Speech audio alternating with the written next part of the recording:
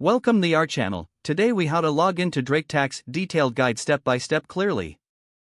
To begin, open your preferred web browser. In the address bar, type in the URL for the Drake Tax login page. Press the enter key to navigate to the page. You will see a login form prominently displayed. Enter your username in the designated field. Next, input your password in the corresponding field. Ensure that your password is typed accurately. If you want the system to remember your login information, check the Remember Me option. Once all information is entered, locate the Login button.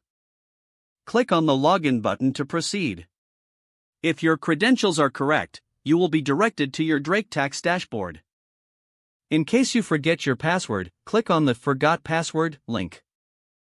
Follow the prompts to reset your password. After resetting, return to the login page. Re-enter your username and new password. Click on the Login button again. If you face any issues, check your internet connection. You may also want to clear your browser's cache or try a different browser. Once logged in, familiarize yourself with the dashboard. This completes your login process for Drake Tax. If the page does not load, refresh the browser or try again in a private or incognito window.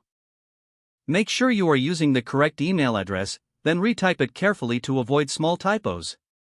If your password is not accepted, use the reset option and create a new strong password you can remember. Check your spam folder for verification or security emails, then complete any requested confirmation steps. Enable two-factor authentication if available to improve account security and reduce unauthorized access risk.